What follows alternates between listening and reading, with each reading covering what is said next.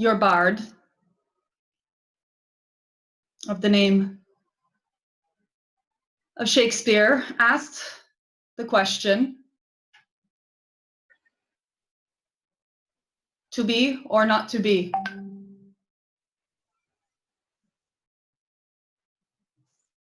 And this is the question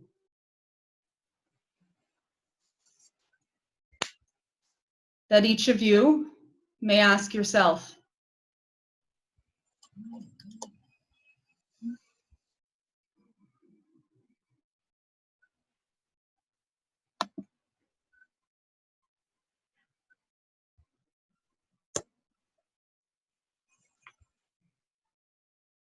For whenever you are judging yourself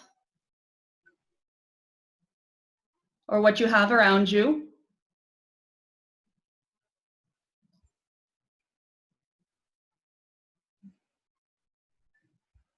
you are in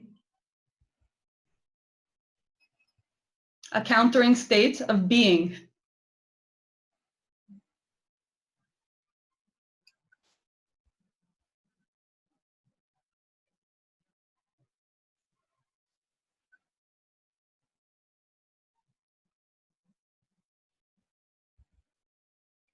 Hello. Hello. Hello.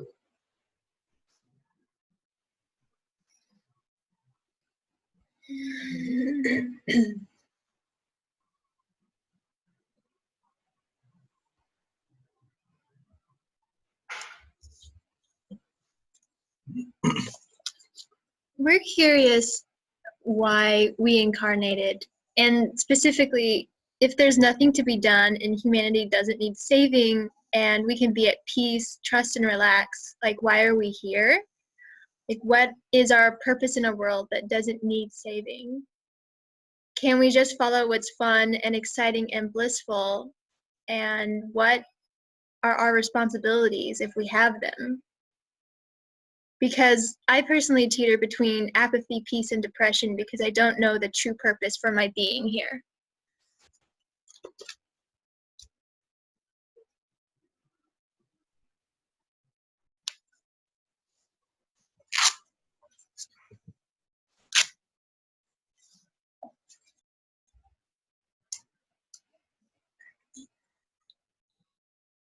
You are not here.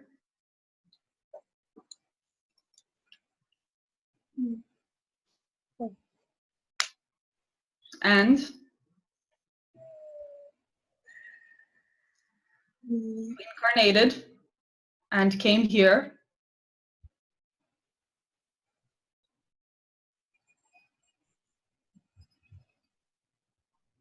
because it seemed like the best thing to do at the time.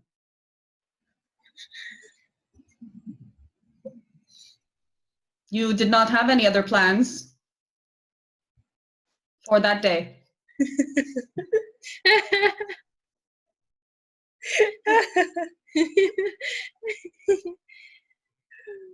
In all the infinite possibilities,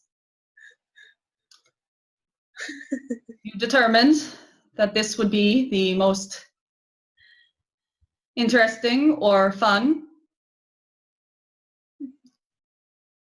way to spend what is not time.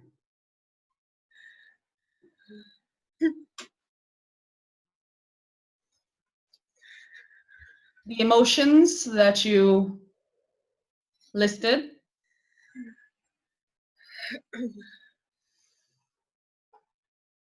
are polar. They have charge in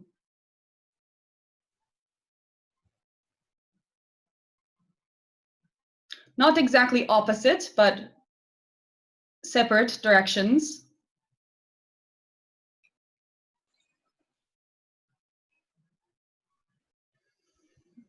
And part of the lesson of incarnation can be, and does not need to be, the lesson of unity, which is the balancing of polarization. Perhaps these emotions are asking you to balance or neutralize.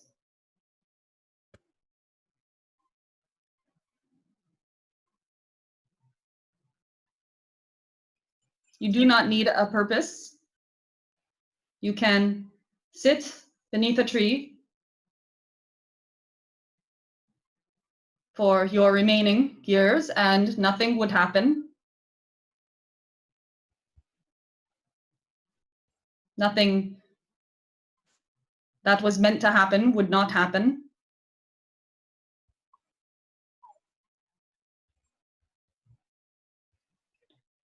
And your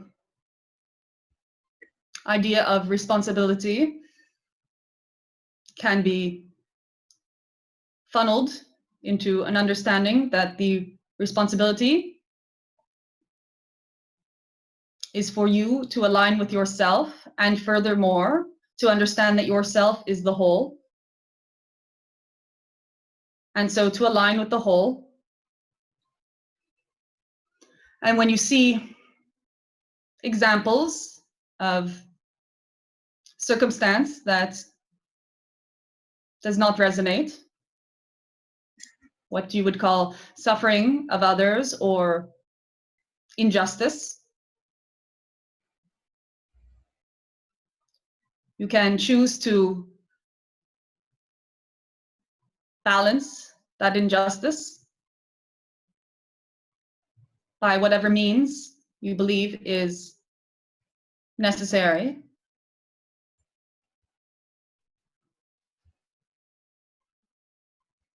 Knowing that the injustice that you are seeing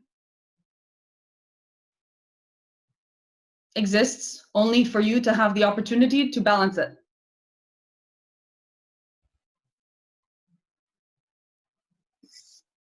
For if you did not seek that game, it would not be the one that you were playing.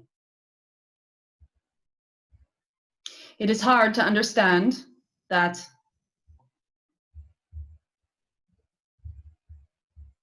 this is an illusion.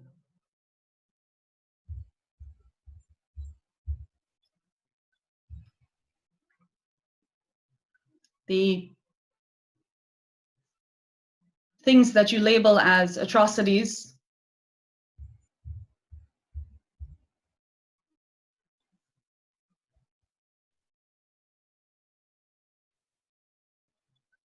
are light and shadow dancing on the screen of consciousness. They're pixels arranging in mathematical formation for you to be able to see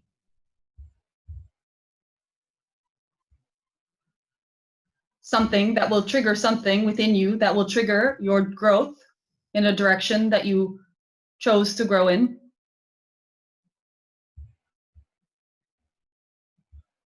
And from this perspective, there is no world to be saved, for all one would need to do is rearrange the mathematical algorithm that lights in sequence each of these pixels to display a different image.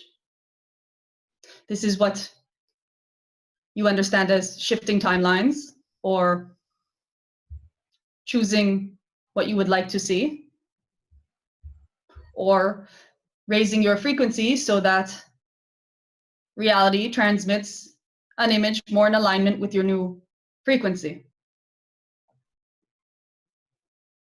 This is a collective.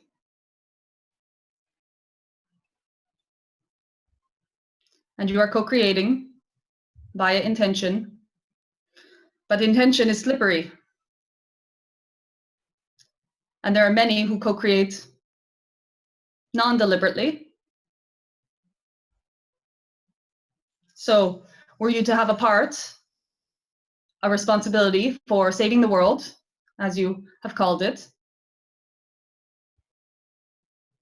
your first and best step would be to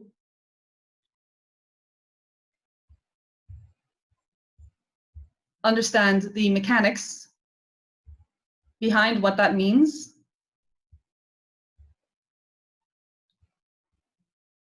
Take your steps back from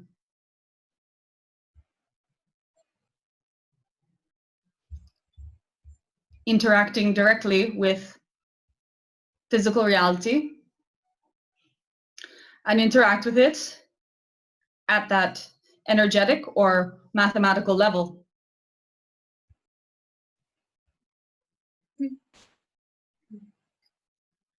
You may also use your skills and knowledge to continue to inspire those who are creating unconsciously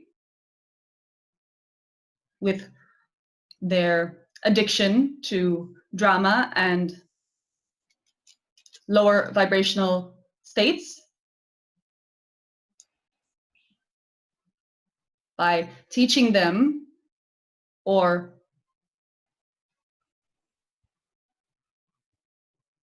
expressing to them a possibility of things being different than how they perceive of them.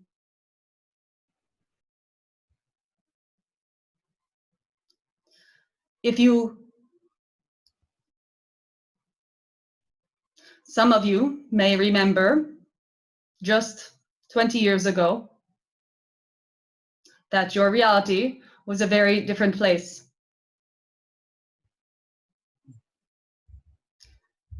Perhaps there was less awareness of some of the events and situations that you see as negative now exposed. However, there was also less understanding of these principles. The reason why things seem to be getting worse or are being shown to have been worse is a direct relation to the change in frequency towards the positive or towards the reality of how things work.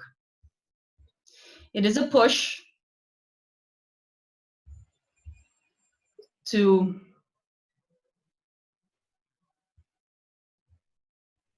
gain hold of those who are creating unconsciously.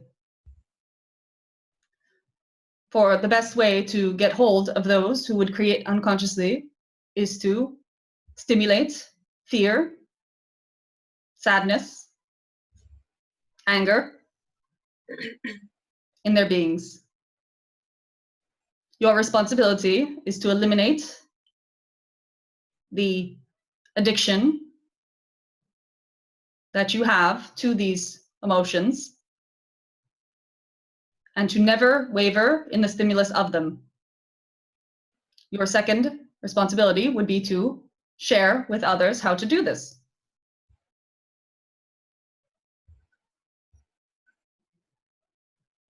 Thoughts and words change which pixels light up. Think of the pixels you would like to light up. Speak of what you would like to see. And do not think or speak of anything else.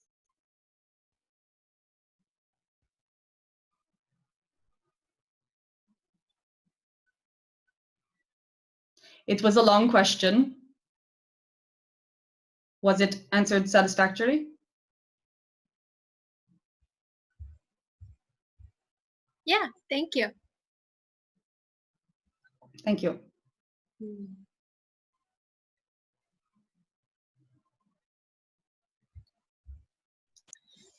So I just want to ask, are things predetermined?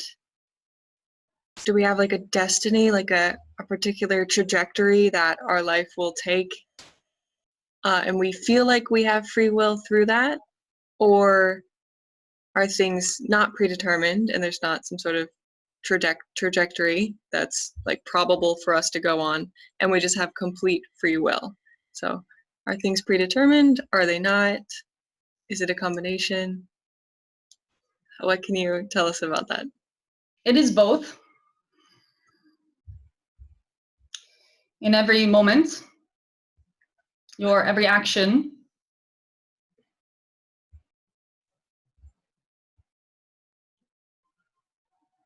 puts you on a new predetermined timeline of probabilities.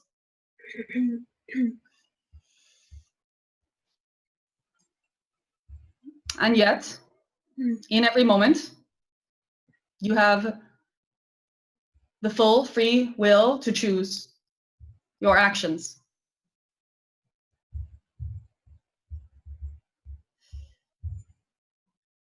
We can explain this further by thinking of a film projector room, and you are in a film right now. The frame that you are on is your now frame. It is static. It has no movement. There's no time. There's no space. Completely static, except for you within it. And by you, we mean the highest you there is.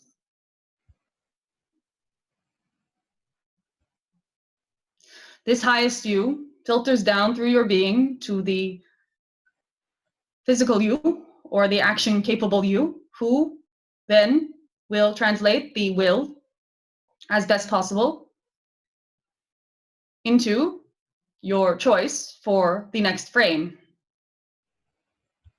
The moment this choice is made, the projector is opened, the film reel pulled out of it, another film reel cut at the exact moment, taped back to the film reel, rewound, replaced into the projector, and the film continues.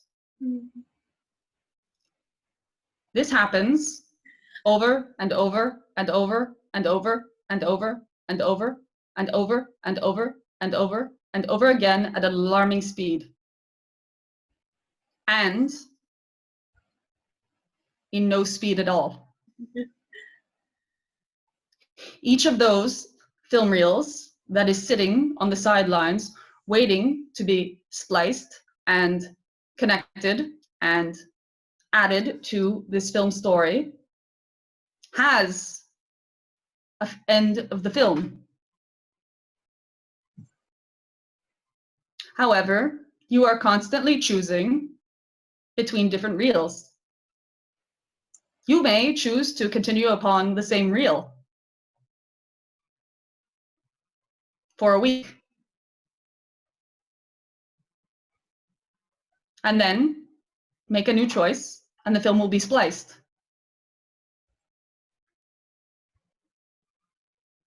So there is no predetermined destiny outside of this splicing mechanism.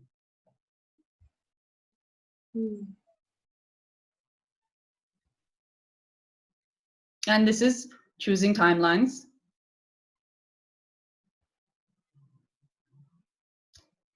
We would like you to take from this the idea that it is all predetermined, but it is of your predetermination. And you have the ability to choose exactly how you want it to go. For you are not only the image on the screen, but you are also the technician in the projector room who knows all of the timelines and knows exactly when to stop one and add in another.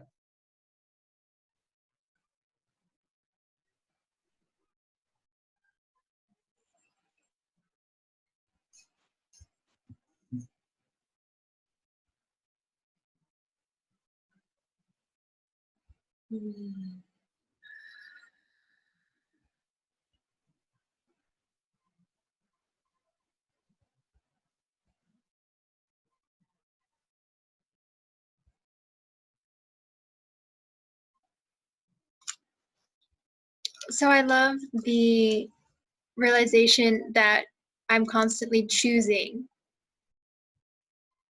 And then if I look at what I've done with that information, I remember that for about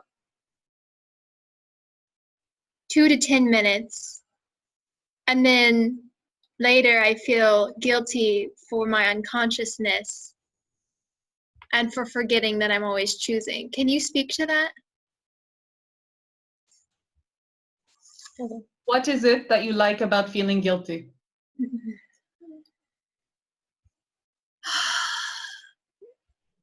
I chose to believe that if I feel guilty, that will get me ultimately what I want. Somehow.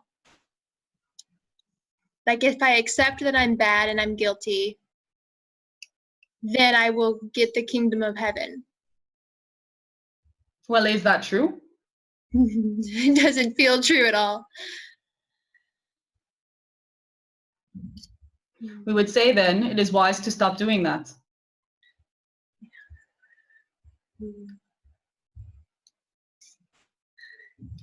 The question is not how to remember, it is how to forget.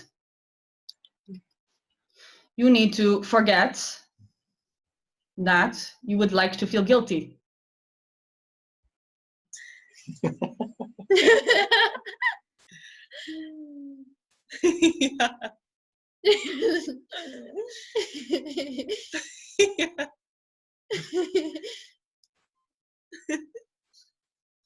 We think it is funny too. Yeah. Forgetting seems sometimes more complicated than remembering.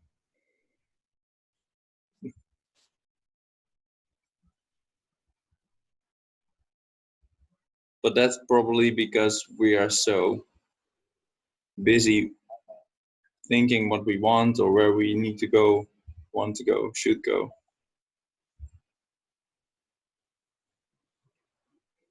It is the same argument. Yeah.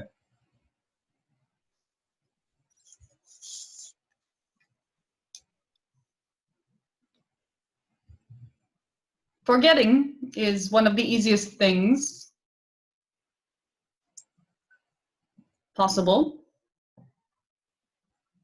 You forget everything at night when you go to sleep. You forget when you are full of joy and doing what you love. You forget when you are concentrated on something that interests you. You forget when you are with people that you care about.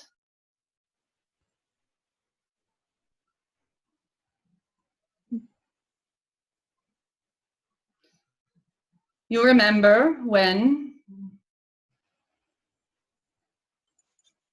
you have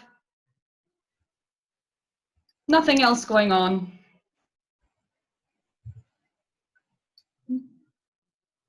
When you are not aligned, you remember to be guilty or shameful or unworthy or any of your favorite emotions. Because you remember in that moment that you are supposed to think you are someone. But who told you that you are supposed to think that you are someone? They did not know, and it was lies. Your parents taught you your name, but it was not yours.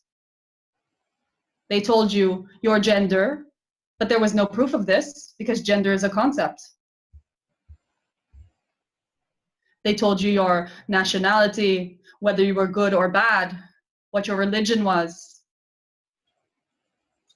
They told you what it meant to be smart and what it meant to be stupid. They told you what it meant to be special and unimportant. They taught you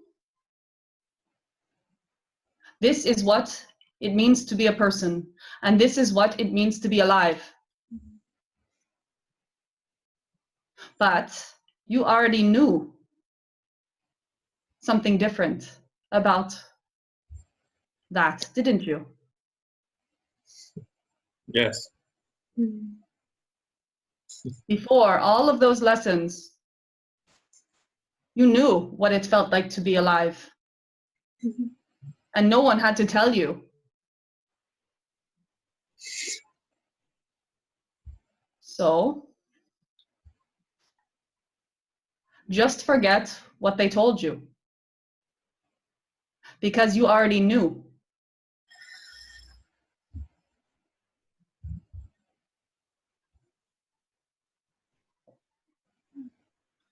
Your negative feelings can only come back in when you're not in touch with that truth.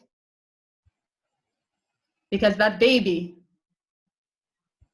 knew nothing of guilt.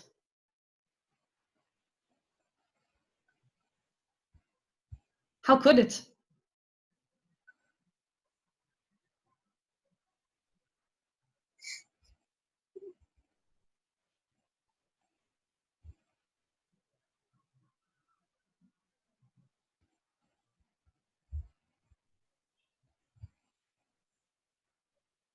There will be a knowing. And we won't say in your memory because it's not exactly a memory. There will be a knowing inside of each of you.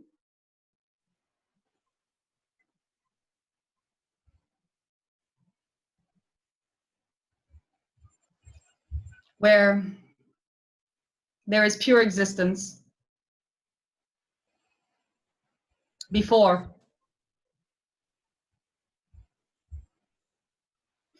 And we won't even define before what, because it is just before. And that same existence never left. It just got piled under the clutter.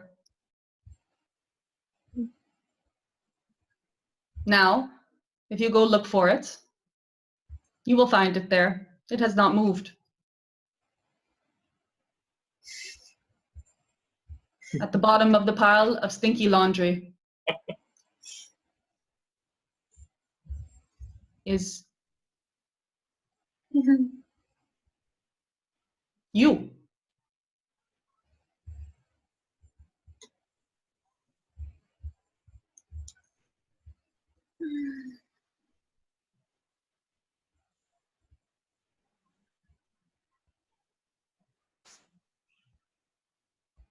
When you speak of something that has happened or that happens to you or that is a pattern in your life, such as you just have with you remembering and then forgetting and then feeling guilty,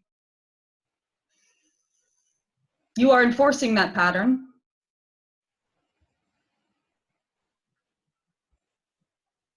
You are saying, this is me.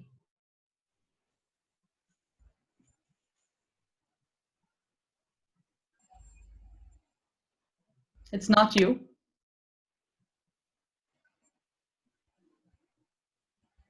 And we understand the desire to share and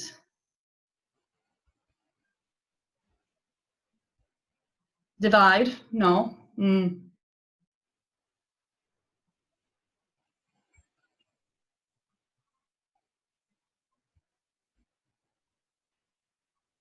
Share your process and journey, but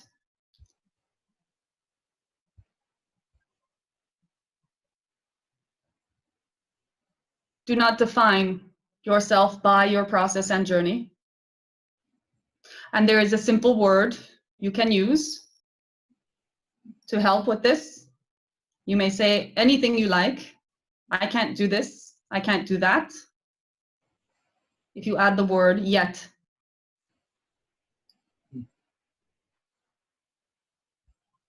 So I embody this new realization. And sometimes I forget because I have not fully embodied it yet.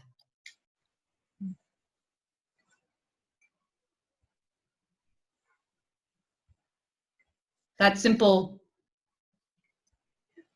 shift will allow you to tap into the energy of the future self that has made that change.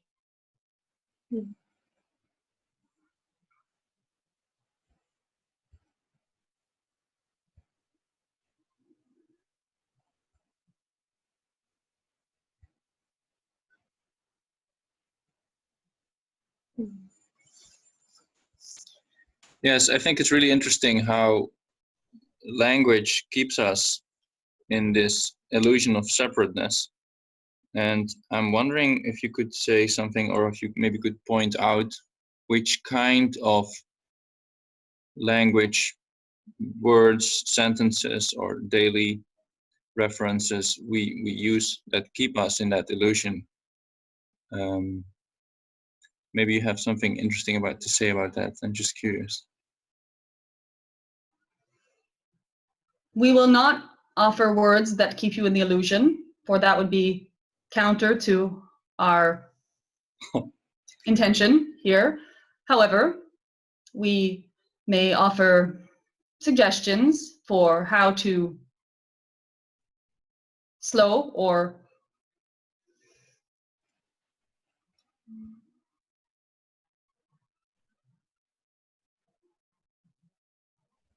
aid in the process of avoiding certain words or thought patterns semantically. This may be holding silence more often and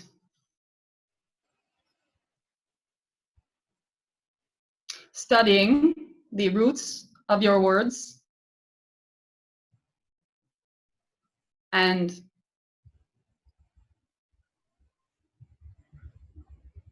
being aware of entering into conversation that does not serve.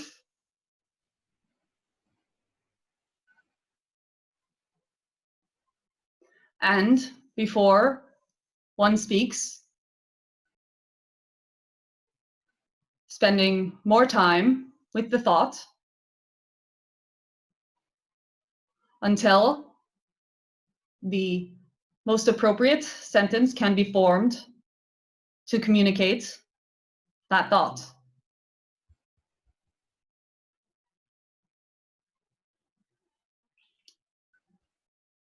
We would say not to have any fear of specific words, but to know that your choice of words is casting spells, as you would say, or may say.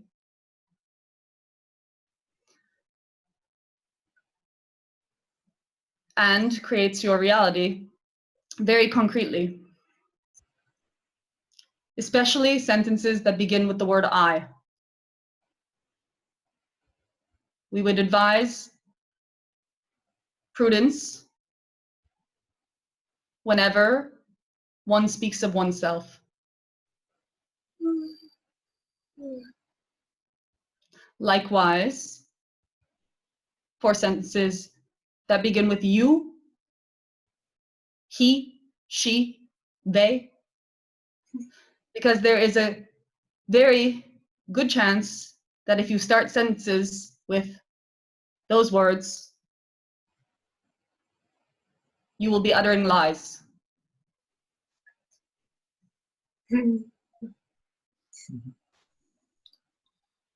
And if you tell a lie about another self, you are both exposing yourself and harming yourself. These are not deliberate most of the time, but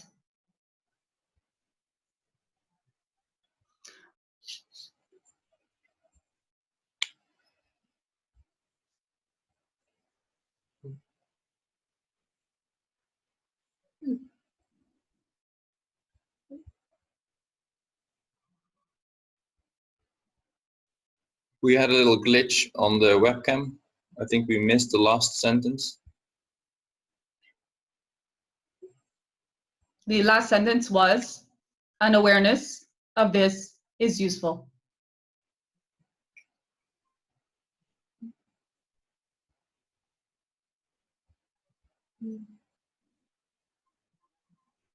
Thank you. Thank you.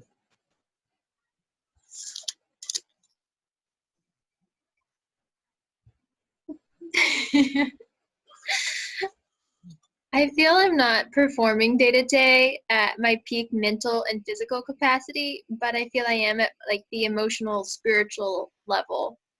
Can you speak to that? Yes, there is no separation between these parts of you. And also, so what? Who decided your peak levels?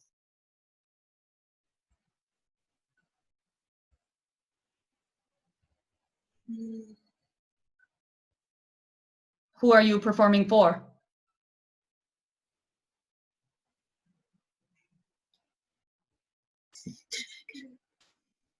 What is it that you need to do?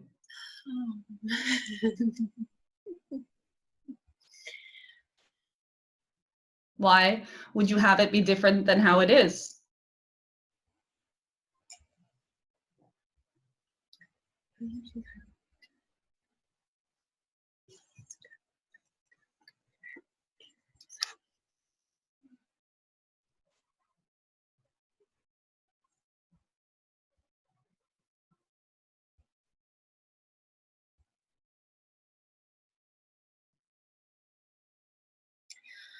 I think I'm believing that if I stop trying in some way, life won't be fun or engaging or exciting.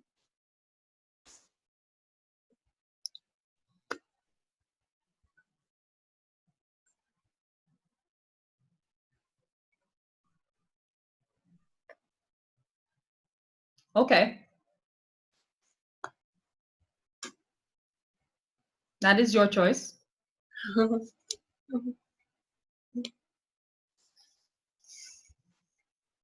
We will not tell you that it will be, because you are choosing that it won't be with this belief.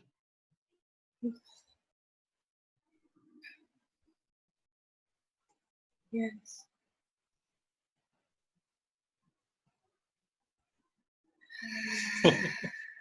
Mhm.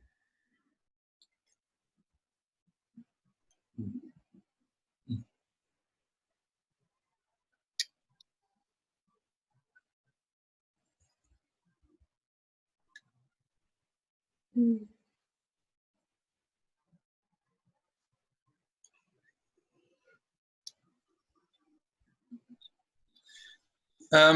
I have a question. When I was younger, when I was like maybe 7 years old, I remember looking in a mirror and feeling like I'm not that body in the mirror. I'm the whole thing, as I felt it at that time. Like I'm the whole me.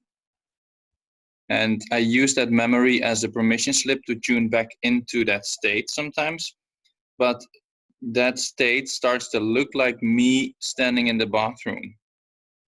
So it becomes like this picture in my mind. And I was just wondering if everybody can, well, I know everybody can create their own permission slip to tune back into the truth of who they are. But I was wondering if those memories, like the one of me standing in the bathroom, is still useful, or whether that would limit me into assuming that I'm this individual, grabbing back to a memory that I had when I was younger and me and all that. I was wondering if you could speak to that. Thank you. Nothing can limit you except for yourself. So if you choose to let it limit you, it will. You can know whether it is limiting you or not by how it feels. It sounds to us like you have some doubt about how it feels, but it is possible. This is not your native doubt, but some concepts you have learned and applied to the memory and to the usage of the memory in this way. If, when you tap into the memory, you have a recollection and a reproposal of the realization that you are all, then this is a very beautiful thing to have, to be able to use, to tap into that sensation. If, however, when you tap into the memory, you automatically judge yourself as identifying with a memory or a body, or start to think about what this teacher or that person would say about your use of the memory, then we would say, perhaps this is no longer a practice that you would like to continue.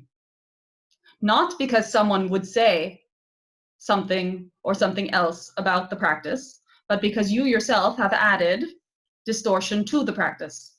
And it is no longer as pure as would be you tapping directly into the knowledge that you are all there is. Yes. If a tool becomes dull and no longer performs its task, it is absolutely safe to go and buy a new tool. But if a tool does perform its task and your neighbor says, I don't like your tool, I like this tool better, my tool is better than your tool, and your tool keeps performing its task, then why would you buy a new tool?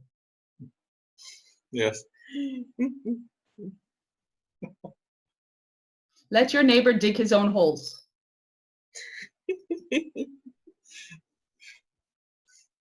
And your neighbor can be your father, or your teacher, or your lover, or your friend.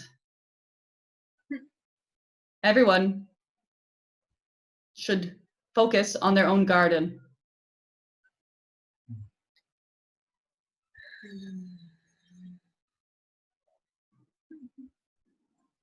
Yes, thank you. Thank you. Mhm.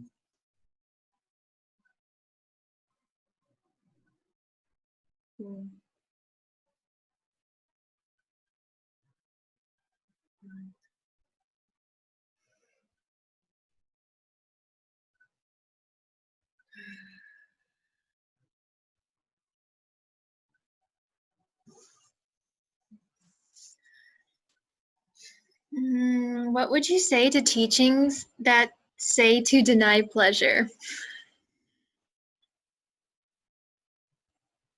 We would say that that is silly. Why would there need be any denial of anything in existence? Who knows more than all there is. Whoa. Yeah. Oh, yeah.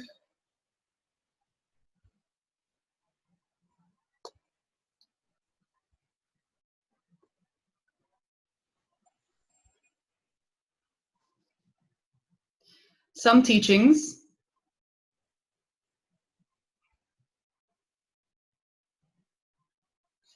have been distorted from purer teachings that explain how powerful your physical apparatus is with regards to this topic.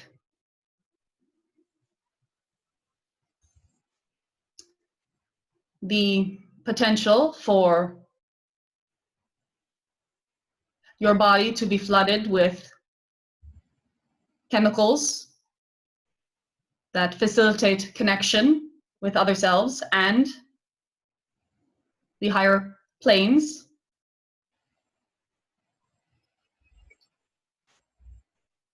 are available in your being, in your physical being.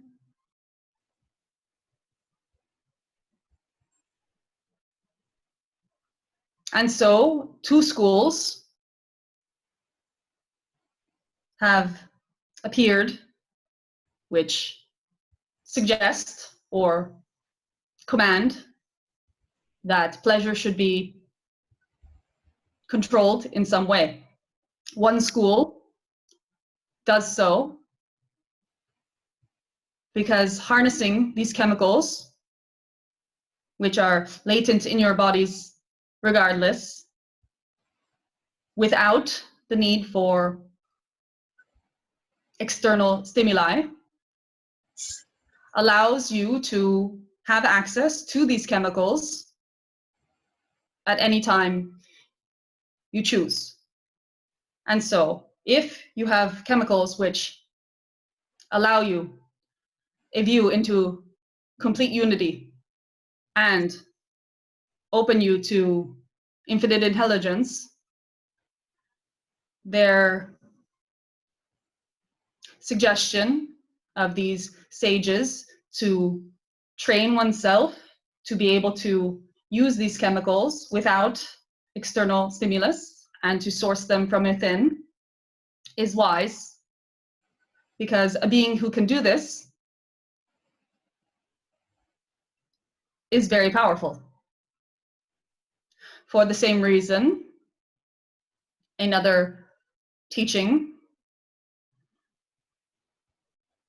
discourages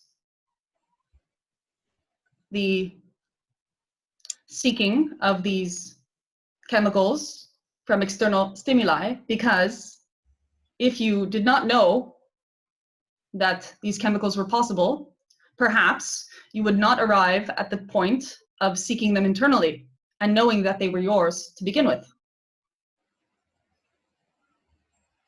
So the restriction upon pleasure keeps beings from eventually arriving at that level of power, personal power. It also has set up your civilization for a dependence upon these chemicals in an unhealthy way.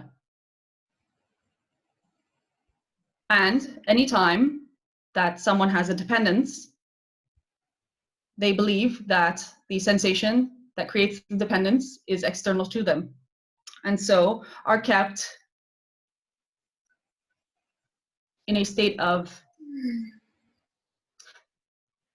being able to be easily controlled.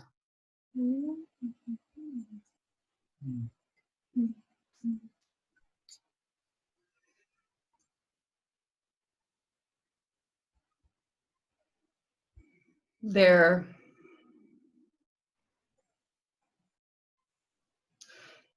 can always be found in any argument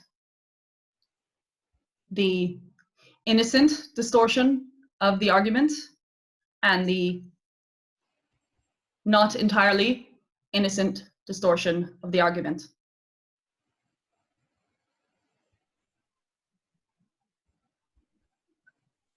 As with all arguments, this one comes back to the self.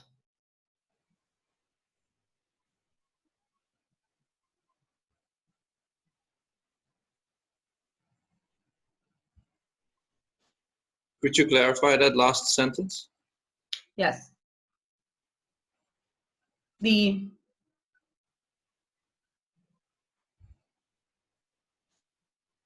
two versions of the distortion towards controlling pleasure exist so that the individual will never find out that pleasure comes from within,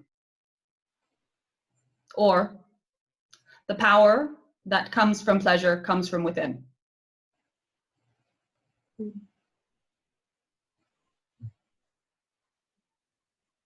If all of humanity knew that they had access to the fire and intensity and bliss and feeling good state that they have when they are in ecstatic pleasure at every moment, then they would be completely uncontrollable and completely sovereign.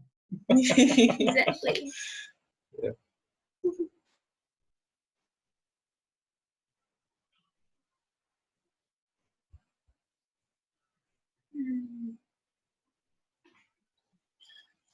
So as I understand it, the idea of quote unquote sin, as we know it in our religion, in some of our religions, also has to do with that control and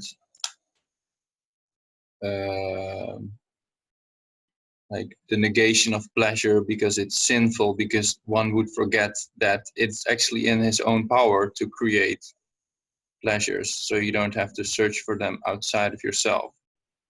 So the intention with the sin teaching was proper, but it's been distorted in our civilization to keep us controlled. Yes and no. There is no sin. Yeah. And yes, the concept of sin was introduced to maintain control. Any teaching that understands the nature of all that is cannot negate anything that is.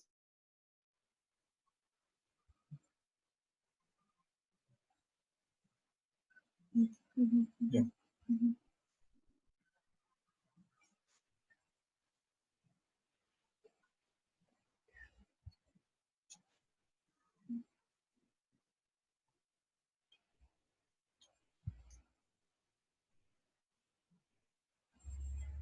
We will take one more question.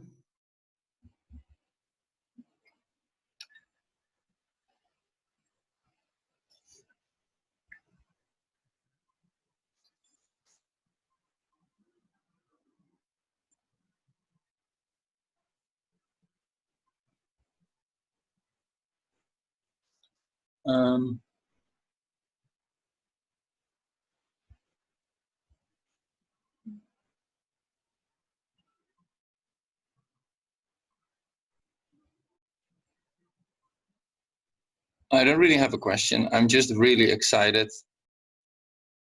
to follow what's going. I just want to have a statement basically, which is that I'm very excited to see what is happening in America and in the politics and the darkness that's coming to light as a result of our increasing vibrational awareness, I guess, as a collective.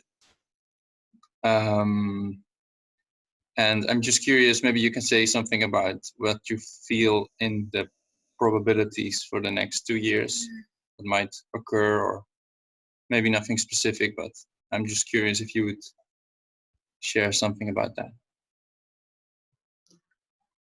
We are excited too.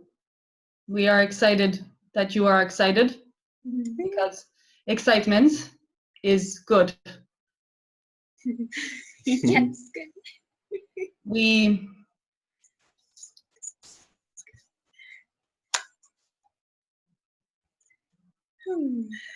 are also interested in following not only the events you refer to, but the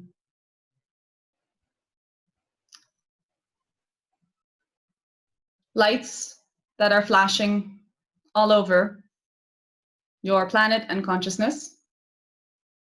It is like Christmas decorations for us, and quite beautiful. We do not know fear or preoccupation, and so perhaps have a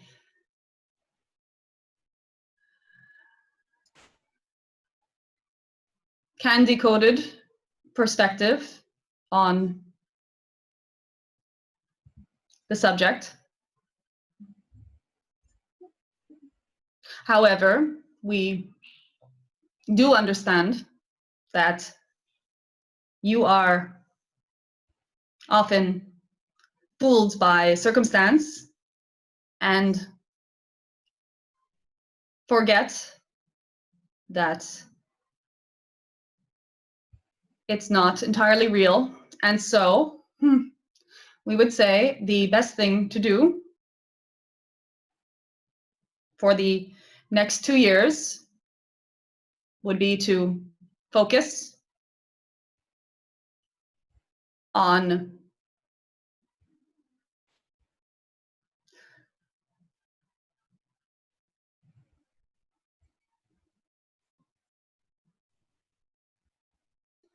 keeping your feet firm if there should be a storm.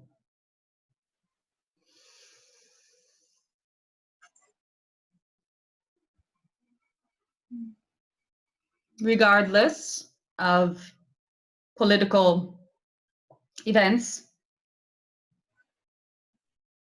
there is the intention and calling out for change. And change involves transmutation. And circumstances will have to reflect this request for transmutation.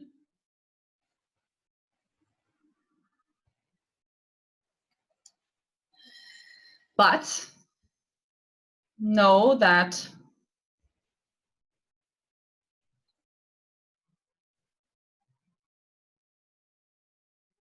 at the end of every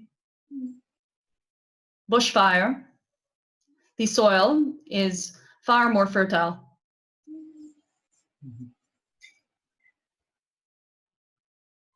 And timings, as you have suggested, years, for example, are never set.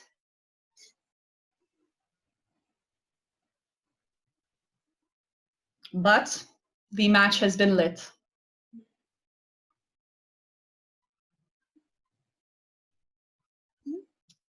We know that all it would take for everything to be okay would be for you to believe that everything is going to be okay. Yes.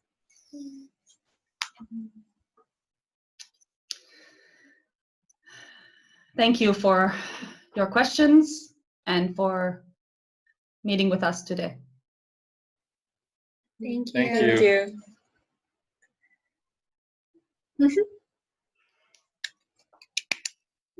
Aw. Oh. Cool, cool.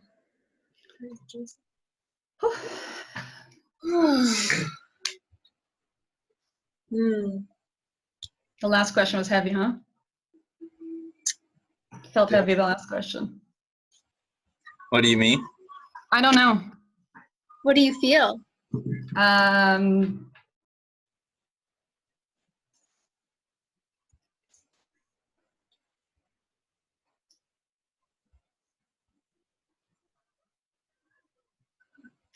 lot of caution, like during that last question of how to respond, and sort of the desire to be poetic and a bit cryptic. Yeah, but yeah, there were like a lot of visions this time too. There was like a lot of really like a bit like graphic, like horrendous type of visions. I don't know if you guys were talking about like bad things happening, or like if bad things could happen and what that meant, or I don't know, but it was like it's like oh, were they talking about like how things are illusion, like it's not real, it's like a screen or something? Because it was like a picture of like children starving, and then the pixels were changing, and it was like not children starving anymore. Yeah, they did mention something like that. The pixels you see are like the play of light and dark, and like if you change what you want to see, the pixels change. Something like that. But that was not the last question. My last No. question was about the politics in America and what has been changing, and over the next 2 years, what will happen. I don't think they got into any of the politics, but I think they heard. Yeah, I don't. They said something about the storm. Keep your feet firm when the storm comes. Yeah. I just don't know exactly what they mean with the storm. Is that like a metaphor? Yeah, it must be. It must be, because I saw like an actual storm, and like feet were like almost like planted in concrete, and then I saw like a bushfire, like a full-on like bushfire, and then like after the bushfire, like everything being like basically a field with nothing, like infinite field with nothing in it, and then like just little like grass sprouting up in like you know that like New. yeah, like when they burn fields on purpose in farming, like sort of like that, and then there's like just that really like green grass coming up from the black. So that I got that. So, yeah. Yeah. And it was like it was obviously a metaphor. I don't know, but laced in that was like, yeah, maybe not good things happening. Or maybe not good things coming to light for the first time. Maybe, yeah. Yeah, that's it. Because there's a lot of dark stuff that people don't know about yet. Yeah, because we did say about like, in my own words, my own interpretation of like, because the desire. Okay. Yeah, it's hard to put together in words.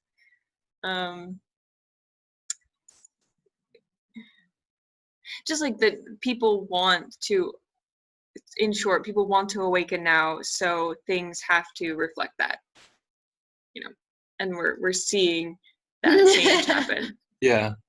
More or less. Yeah. Yeah, and they said like we don't see fear, so our perception maybe can decode it. Yeah, they don't know fear. And they see all these lights lighting up as Christmas lights on Earth. Is that like people waking up, or is that people experiencing the fear? Oh, I don't know. I just got like a globe full of Christmas lights for that.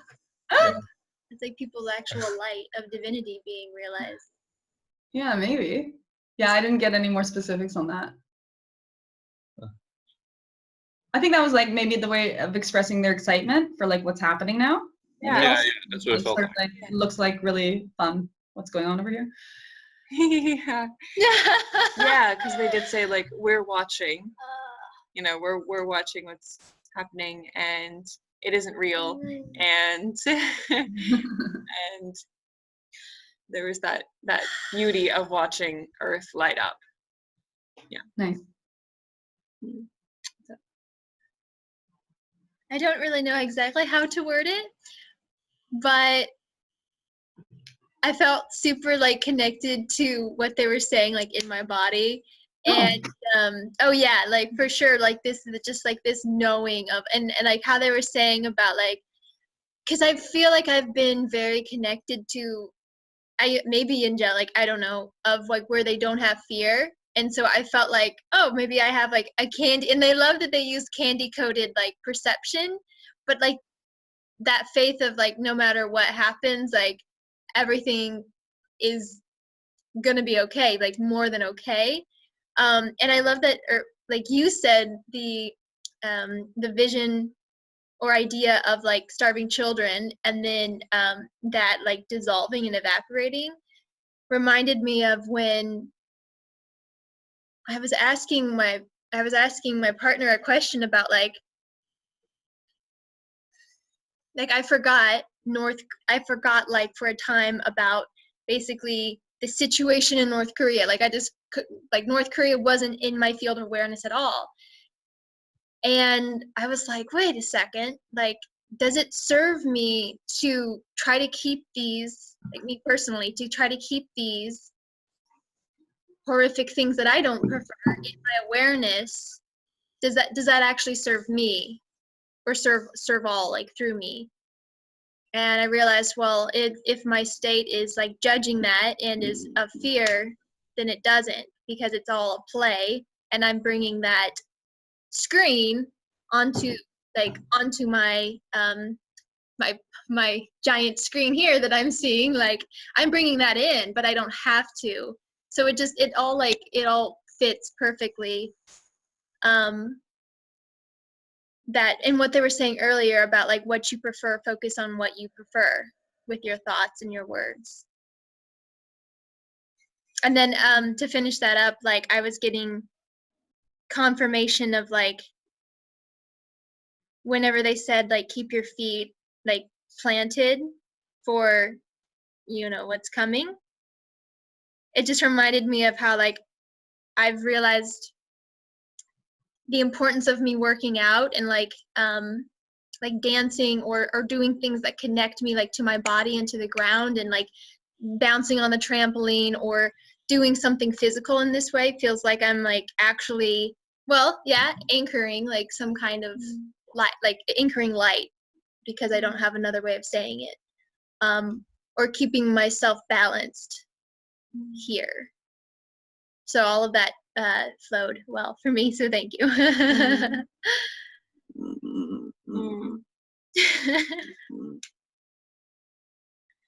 Yeah, I loved getting to hear that they don't know fear and they recognize their candy coated vision. Because for me that like put it into perspective of like, oh, okay, I don't need to listen to them as like gospel and like, oh shit, I know fear, so there's something wrong with me or something like that. It's like, oh, I'm just having a different experience where like to be embodied is to have the taste of fear and what that is and what that's like to experience. And we just have another friend in the room who's sharing from the place of like, well, I don't know why you choose that, or I don't know why you keep wanting to feel guilty. And it's like, it's another perspective to like bathe in and integrate in, but not like say strive for, Right. not knowing what fear is like, but to go, oh, the options, like not even understand fear is there, and it makes me see my fear is like more of an illusion rather than like I should just be able to drop everything and like not experience what I'm experiencing. Yeah, and in fact, sort of like part of during the pause on that last questions, coming back now, like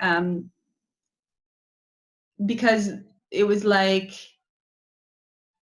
maybe they have an overview of what's going on and sort of like can talk about like the possibilities or the probabilities, but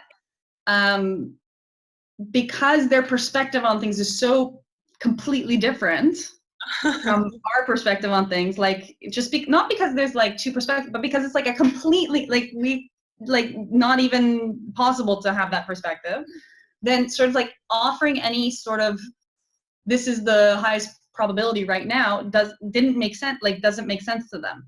It's just not even something that would occur to them to do, which is why I think like you're never going to have like these prediction-y type of things from that, or I hope not, because that gets weird anyway. But yeah. but yeah, they just don't seem to it doesn't seem to commute, because it's almost like immediately the thought is like, well, obviously the best case scenario. Like, obviously what's going to happen, the best thing ever. Yeah. But if we told you what that was, you might get scared, and like then it would be Yeah. something negative. So like, but from them it's like, well, obviously the best thing ever. Yeah, exactly. so Nice. Yeah. So that's sort of the thing. And then I was in a film projector room for like a really long time. It was very dusty. Like, and huge. I don't know, like that was like like a movie scene where like I'm standing in this film projector room. So I don't know if anyone could speak to that. Yeah, I asked about if things are predetermined or if we just have free will, if there's like a trajectory that we think we have free will through, and they were pretty much saying like it's both, and it's both because you have this film reel going, but like the moment you decide something, you like cut that reel and like put in the different probability and cut a new probability and cut new probability like so fast. No, at an alarming, or like, what do they say, at like an incredible speed but no speed at all. Okay. They're like, you are the still frame and the splicer. Is that what they said? Like The technician. you're the person. So what they're saying is you have free will, but you also know every possible film reel that you could put in next. So in that way it is kind of predetermined, because like you know the trajectory you're about to splice in, and then a week later you could change. But Okay. from one perspective you don't know, and you see you're making these choices with free will, and from another perspective like you have the overview, so you're just That's so cool. splicing everything in. You said it was dusty in the room. What is that? It was like, okay, it was like almost black and white, really dusty. Like this is really dusty, and huge, but like also claustrophobic almost, because there's all these like tin film things standing up all over the place. And like I had the sensation of like stickiness on my fingers from the tape. Like super weird. Like even the smells, they kind of like the tape smelled. I don't know. It was really these things are really super visceral when they happen. It's like your most vivid dream ever. Like that you're there. Like it's 100% real, and then yeah, but it's like suggested to you. It's super weird. Well, I guess your dreams are too. But yeah, it's really so like I'll remember like being in that room. I don't know. Super weird. But only like with consciousness. Like I don't have a body. I don't know. It's weird. The dustiness makes sense to me because it like reflects to me that a symbol of like I haven't been aware that I'm the one doing that. So like it's been as if there's no one in there. So dusty. Yeah.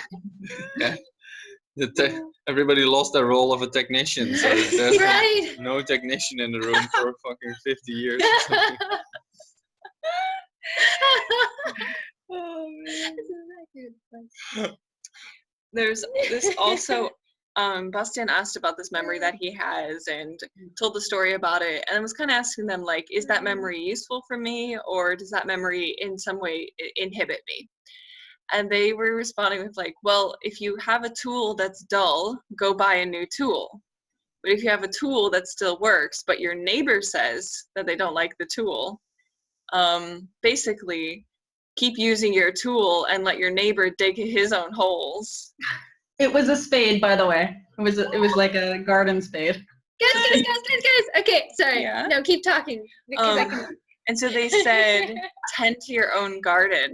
And it was like, I was feeling a certain like annoyance during that situation. And I even felt like, well, maybe it's somebody else's annoyance that like I'm picking up on, right? Like getting myself out of it. And then when they were like, you know, everybody just tend to your own garden. I was like, oh, it's just like the visual of like my garden. And if there's like a bloom, a flower of annoyance, like that's mine. That is mine to like do what I will with. Like whether it's like something else I'm picking up on or whatever, if I feel annoyed, I can't just like dump it off on, oh, well, I'm just like picking up on their annoyance. It's like, no, that thing's in my garden. Right. It's my joy to tend to my garden. So yeah. Cool. It's almost like you know how the trees or like bees or seeds, like we could have our garden plots next to each other and like, you know, the seeds in my garden be like with the wind get in her garden Yeah, but like it's But now it's in her garden. mine. It's the Gotta weed it. Full responsibility for just looking at my garden, what's in my garden, and not being like, hey, you blew, the wind blew and your stuff came over my garden. It's like, oh no, this is my garden. Oh, that's beautiful. Yeah. I love that. Yeah, I just love like that. the responsibility. And there's appreciation because it's like everybody loves gardens. They're Yeah, always right? giving to you. Like they Mhm. just give you beauty and they give you nourishment and they're fertile. Yeah. What happened on your phone? Okay, well, picked my phone up and it said 3:23. I was like, I'm just gonna follow, like, looking up what the numerology of this is. And it's special for me, because of like what I've been learning about my my gene key, and like the download I got with that, with like the sunshine. And I even asked a question about the sun yesterday. So anyway, 3:23, the simple thing it said was like, and also the last question, keep your face always towards the sunshine and shadows will fall behind you. Be conscious, and this goes along with what they said, be conscious of all your thoughts, words, and actions because they will attract the energies in your life. And keep faith in the universe. Yeah, it's cute. Cute.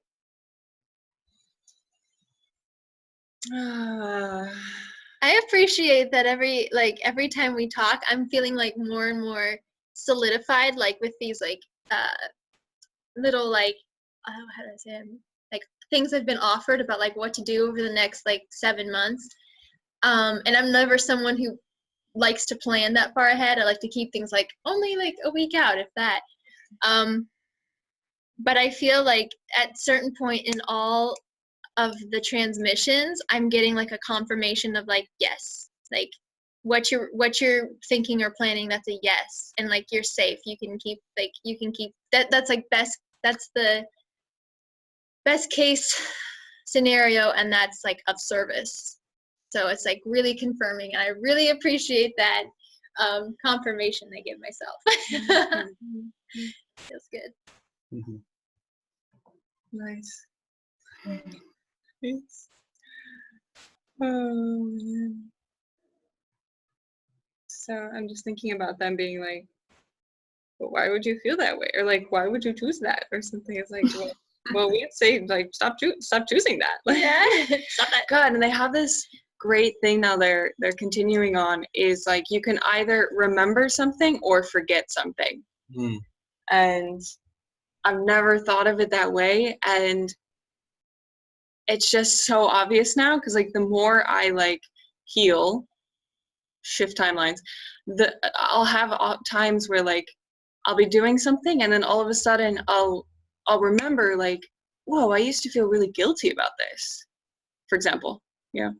But it's actually like going through the motions of something and doing it in an entirely new way without any effort. You're just different. And then later looking back and remembering like, fuck, I used to be so anxious about that or so fearful about that. And it is like forgetting. And they're like, forgetting is the easiest thing to do. You forget every night when you go to sleep. Yeah, you're forgetting to be guilty. You're forgetting to be fearful, basically. I love that. Yeah. Yeah, that's cool.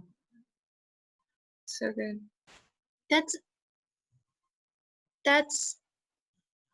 It was so perfect. Like I've been getting like when I wake up, like seeing that I am choosing to remember, like I'm choosing to remember when I wake up, like a feeling of separateness. Like I'm very aware that like I wake up and then I'm like, oh, then the thought like, oh, I'm here, like, and that choosing to make that mean like, oh shit. It's like I've been aware that it's like I forgot that, like I forgot what wasn't real when I'm going to sleep, and when I wake up I'm remembering like what I thought before. I'm remembering my previous like linear beliefs. Yeah. And so this just like is perfect with it because I'm seeing that I'm having to take on, like I'm choosing to take on panic just to continue linearity of, and so it's just like, yeah, forget it. Like, Yeah. I get it. Like after you wake up, just keep forgetting. Yeah. Yeah. You know, just don't even I just recollect don't even remember. the story of where you are, what you were doing, what Who your you are, plan was for the what's your day. name? Yeah. Because we literally remember everything we think about our lives back together when we wake up. Yeah. You can Yeah. feel it like regenerate back up. Yeah. But partially cool. Like it's like because like we loading the asked them game. why did we incarnate? Yeah. In a full question, part of it was like why did we incarnate? And they were just like you didn't have anything better to do. This seemed like an exciting thing to do that day. It's like oh shit. And we do that like every time we wake We do up. that every time we wake up. Wake Like, up. oh, what are we doing? We're here. Right. Like, It seems like the best. Keep on doing the earth thing. yeah.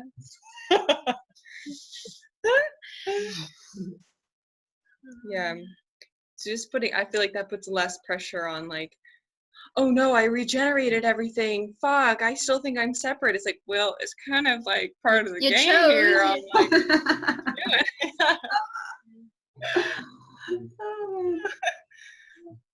Oh man. Again, like on the lines of like rejection of body, rejection of incarnation, rejection of well, seems to be kind of going on. Yeah, I feel like in my experience, like since I've been doing this, like everything's been erased. I have no idea what's going on. Like I really don't know. Like all my opinions are gone. I have nothing to say. I'm like boring. It's cool. It's all right. It's a bit weird though. Like I would have interacted more in the past. Oh well. Well, but that, they also talked about that. Like, I asked a question about how we can improve, quote unquote, our language because it's such a tool to keep us in separated illusion. Yeah. And one of the things they said is like, don't like think your thoughts a couple of more times before you decide to speak them. And what else did they say? Yeah, like be silent with your thoughts more before speaking. That's Yeah. all. And if a sentence starts with I, or you, or they, or He or he or she, then you're probably telling a lie. I'm telling a lie. So don't even go there where you start saying I think I am. Yeah. Shut up. Liar. Well, it's kind of true. If you say anything that starts with like he, right? Like you're talking about somebody. How could you possibly know anything about anybody else, right? Exactly. Yeah. Yeah, exactly. And that oh god, that talks to this part where I think Carissa or someone pleasure asking about like us being taught to suppress pleasure basically, and they were like it's basically saying like how like dumb it is to reject part of the whole and how like that you have the whole. How could a part of the whole know more than the whole? It's funny. To like be like, we should suppress pleasure. It's like, but pleasure is part of the whole. How could one person or one whatever say, no, actually we should suppress that? Anyway, they had a really good spiel about pleasure and like the reasons. Yeah, it was good. It was good. I won't get into it. Yeah. I was just gonna say, like, I wanted to look up like 2 sessions ago we had, because something you said about like when we wake up reminded me of like, oh, I asked a question, what could we do first thing in the morning, and they basically just in another way of saying, and like just keep like forgetting, like just stay in complete awareness, like just keep forgetting, like don't like, and then they're like, you'd actually have to it's a step down a bit to reference like gratitude, because you're referencing somewhere else. Yeah, right. Else. To be grateful for something, you'd have to rummage around in the past, right, pull it back forward, and then feel grateful for that. They're like, don't even bother. I love that. Yeah. God, and they were like, the person who's just in pure ecstasy is uncontrollable. It's like, of course they don't want you to know that like ecstasy is a chemical cocktail within yourself that's self-generated. So this is why I'm remembering why I got so excited when they said that. I made a thing, I don't know, a couple years ago, maybe 2 years ago, around this time that was almost literally word for word that like people, ecstatic people are uncontrollable. And I literally felt like I was channeling Jesus because, now I would call it that, because I said something about Jesus. What did I say? I don't know. Somehow Jesus was tied in there. And then something like fun people are uncontrollable, or people in ecstasy are uncontrollable. But yeah, like word for word what they said and what you just said was like what came through. And I'm like, yeah. Gosh. Okay. Gosh, yeah. It's so good. They talked about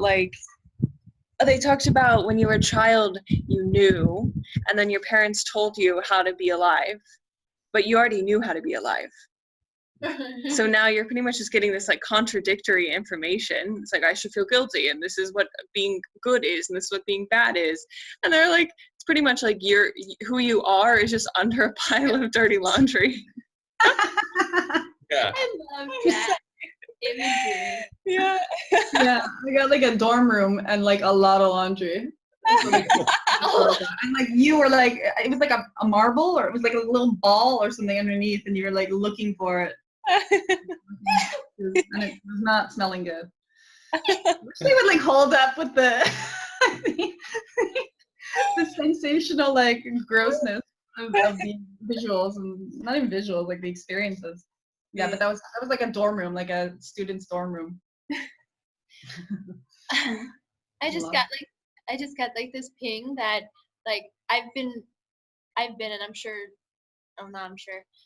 I've been like kind of referencing probably this throughout my past, like non-linearly, because like even that analogy of dirty laundry, I was like, that already was in me, like I already saw that, like I think I've even already talked about it in this way. And so it's neat how in one way I can think of it like I've been if I want to think of it like that, I've been referencing this experience or this knowledge throughout like my past. That's cool to think of. Like all the times in the past when we were like getting like some sort of inspiration, or maybe like feeling like shit, and then we're like, okay, but wait a minute, this isn't so bad. Like it's possible, like us right now, we're chucking information back, or somehow like we were interacting with like this moment, now. We're like, well, kind of, I mean, one little piece of it is like we are affecting our past right now. So we are communicating with our younger selves right now. Like our selves are different now. Yeah. Like our past is literally rewritten now. Yeah. Our child selves. Right. Oh, it was funny because they said something about 20 years ago, and then they stopped and they were like, these people don't know what 20 years ago was. Yeah. I felt like I did. Okay, good. Yeah. They were like, I don't think everybody here knows what 20 years ago was like. yeah. I was thinking the same about these girls. I felt that. I was like, We probably all went like 20. Okay, I was like 5. 40. And I'm like, oh, That's so funny. Yeah. No, I did. I totally got that. I was like, yeah, that's so true. Like it's so different. That's so different. And it was less turmoil, so to say, but that's also because there was less awareness. Yeah. And that's also a little bit the message that they were trying to get across. It's like, that's what I felt like. It's like the awareness is raising, therefore more stuff is coming to light. Yeah. Yeah, that's exactly what the point was. It's funny.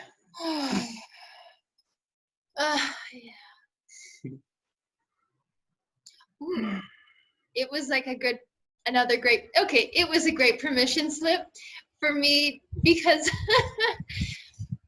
they talked in a couple sessions ago about like, so you make a party if you want to. And there's been something in me that's been saying like celebrating like constant, like constant celebration or any reason that I would want for a dance party or a celebration, like that has impact into the world that I am or into the future timeline that I'm moving into. And so I'm excited to like share that and invite people, you know, because it feels more alive and fun when other people join me. And so something that was like confirmed again when they were talking about like kind of the last question about, well, from our perspective, there is no fear. Yeah, it feels like whenever I have dance parties, like I am literally ushering in my preferred timeline. Like, Perfect. I know that. Nice.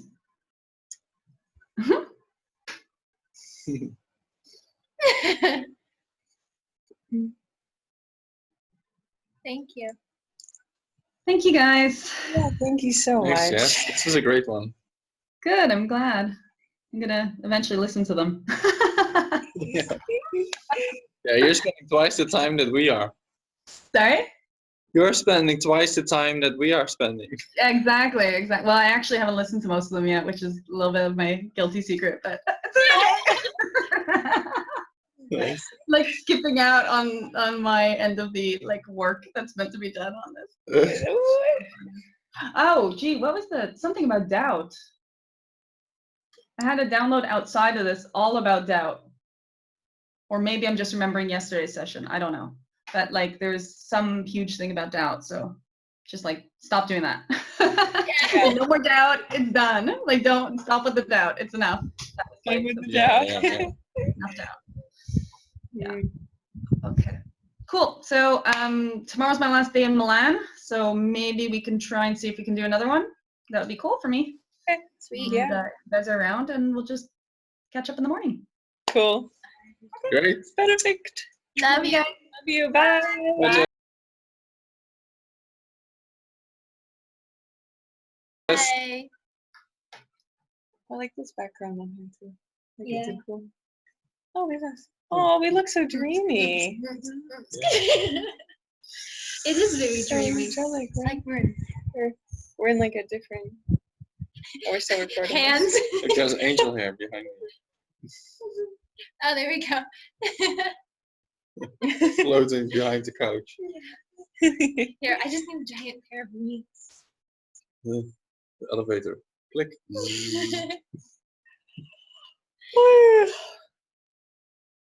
Oh, we're still recording. Yeah, we are. Oh. And the meeting. If this ever gets uploaded,